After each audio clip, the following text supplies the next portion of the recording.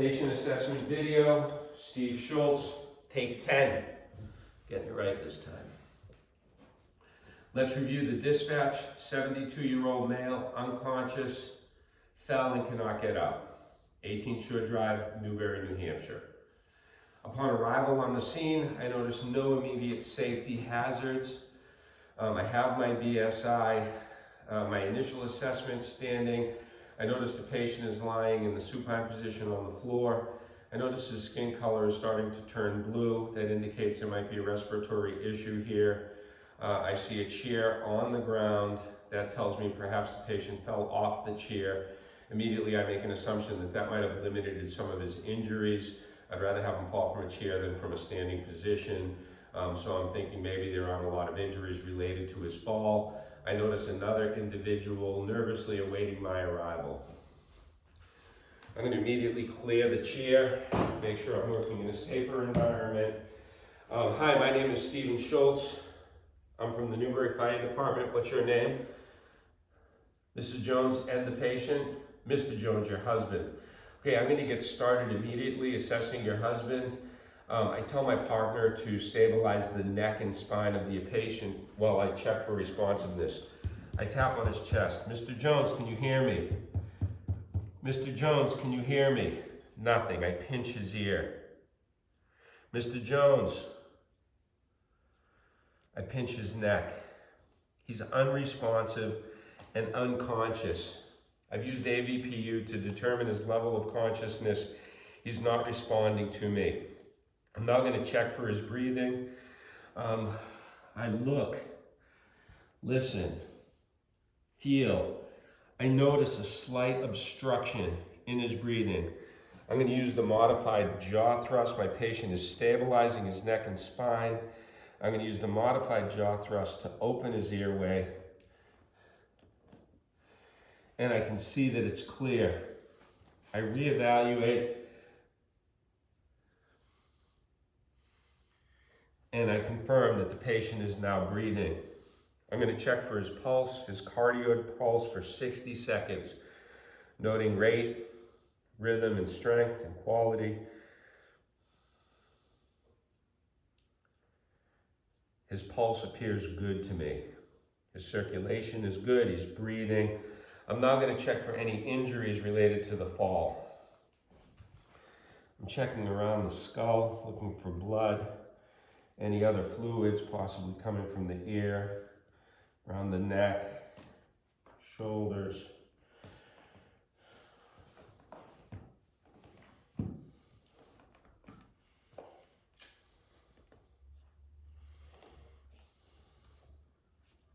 We'll check our radial pulse while I'm down here. Checking the legs.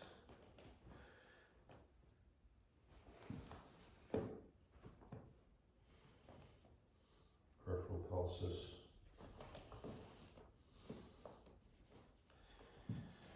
His skin color is improving. His temperature feels good to me.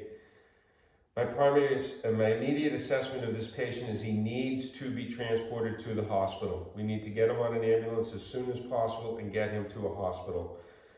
I'm now going to try to figure out what's going on.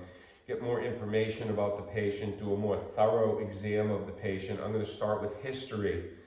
I'm going to ask the other individual in the room some questions about Mr. Jones and see if we can figure out what might have happened.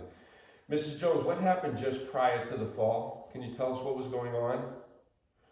Was your husband drinking any alcohol or taking any recreational drugs? Does he have a medical history that I might need to know about? Heart disease, diabetes, things of that nature. When did he last eat? And what did he last eat? When did he last drink? And what did he last drink? Has this ever happened to him before? Has he recently had any issues? Any surgeries that we need to know about? I'm going through a full analysis to understand what might have contributed to what we're seeing here right now. I'm noting everything that the bystander, his wife, has told us. I'm now going to start a more thorough examination. My partner is still stabilizing the neck and spine of Mr. Jones. I'm going to start at the head and work my way down. Checking his skull. his jaw, his orbitals. Everything appears fine and intact. His nasal cavity appears good.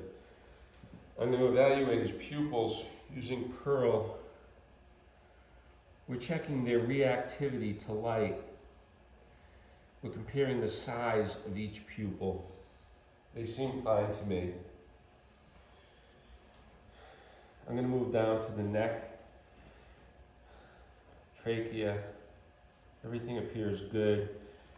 Shoulders, chest, checking his sternum. I'm going to listen to his chest using a stethoscope.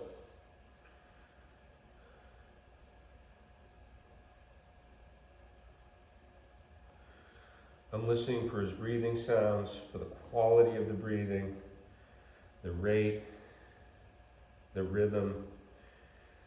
Everything appears good to me. I'm moving down into his abdomen.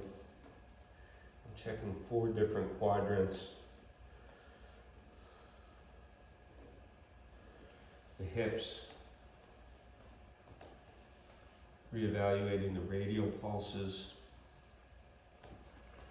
Using DCAP BTLS to examine the patient fully. Noting any abrasions, cuts, wounds of any kind.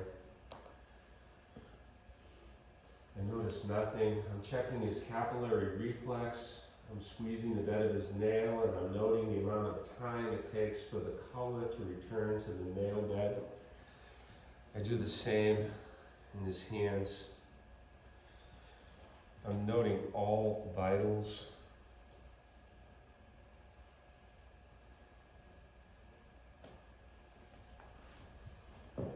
I'm going to check the patient's blood pressure.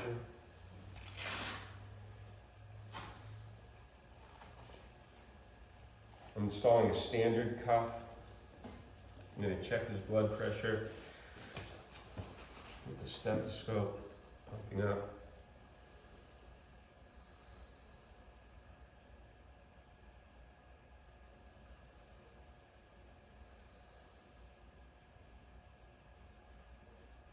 I note the patient's blood pressure.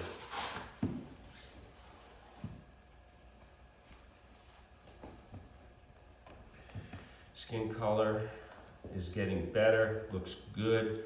Temperature feels good.